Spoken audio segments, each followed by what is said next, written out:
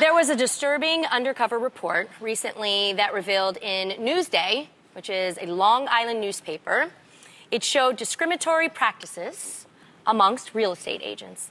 The paper recruited people from diverse backgrounds to act like first-time buyers and found out that the agents treated white clients different than black clients.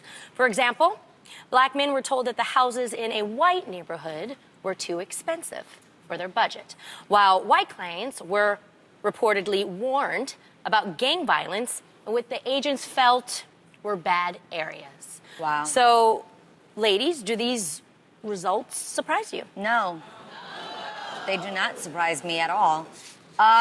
The one thing I can say about this is it's so important for us to advocate for ourselves as people of color. They mentioned Asians, Latinos, black people, and they pretty much were saying that they were telling them that these weren't available. Well, that's why I have the app for every place you can find a home, Zillow, Redfin, all of them. And truly, I will literally be on there looking for myself. I'm currently in the process of doing some house hunting, and I literally make it my business to go do the research for myself. No realtor can tell you, oh, that's not available. It's right here. What you talking about? I see the price. I know how much it costs. I know the area.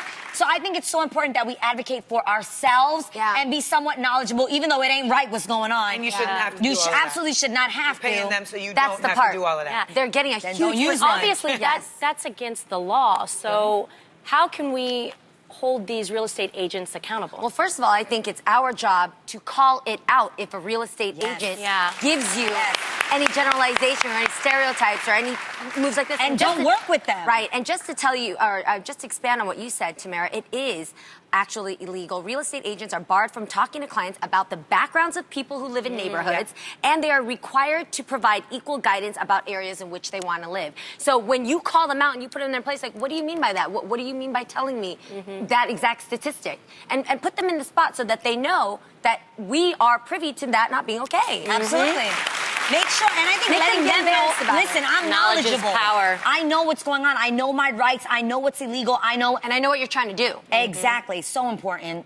I mean, the Housing Act was put in place, if my research is correct, in 1968 as like an early tribute to Martin Luther King. And I mean, later the Nixon administration sued our current president for not following its rules. So this is not a new thing. Like, this is something that's been going on for quite some time. A friend of mine, you know, was in talks to rent an apartment in Brooklyn, and he had gotten all of the clearance. They had the conversations, everything. But when he showed up, the woman opened the blinds and saw it was a brother and closed the blinds and acted as if she wasn't there. And when he called, he was like, I'm outside. And she said, oh, it's no longer available.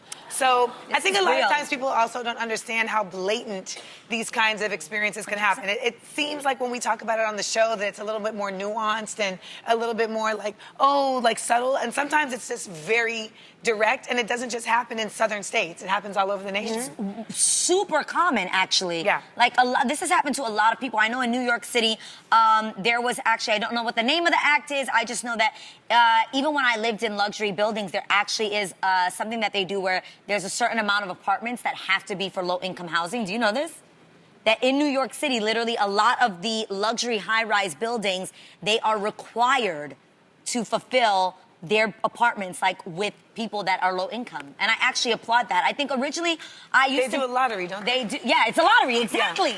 Yeah. So I used to live in a luxury building in New York City, and I remember seeing somebody and them being like, oh, I know you, da-da-da, whatever. And they were like, yo, I got a lottery to live in here. Yeah. And I asked my mom about it. She's like, yeah, absolutely, they have to do that. And I actually applaud them. I didn't feel no type of way about the fact, because I know there are people that feel some type of way, that they're like, paying, I'm paying and you're... so much money and you get to live in this same building because you're low income. I completely disagree. I actually think it was an amazing opportunity. It's like reverse for gentrification. Yes, I actually really appreciated it. I was actually mad proud that they were living in the same building and getting the same opportunity. Well, I think it's also important to note that, like, gentrification is a real thing. 100%. You know, and it's really frustrating when you do have certain communities that are cultural and ethnic and have been that way for quite some time, and then folks buy properties in these communities and then want to move those Move it people out, out 'cause we can't and they afford don't it want to anymore. adjust to the nuances and the uniqueness of those communities. You know, like whether it's somewhere in Chinatown or whether it's somewhere in The Harlem. Lower East Side. You know, you see people complaining about the smells or the sounds, and it's like, you moved here, adjust. You know, Yeah. like this is what it is. Yes. Yeah. It's what it is. Well, if you suspect that you have been discriminated against, you can do something about it. You can contact HUD, the U.S. Department of Housing and Development, at hud.gov.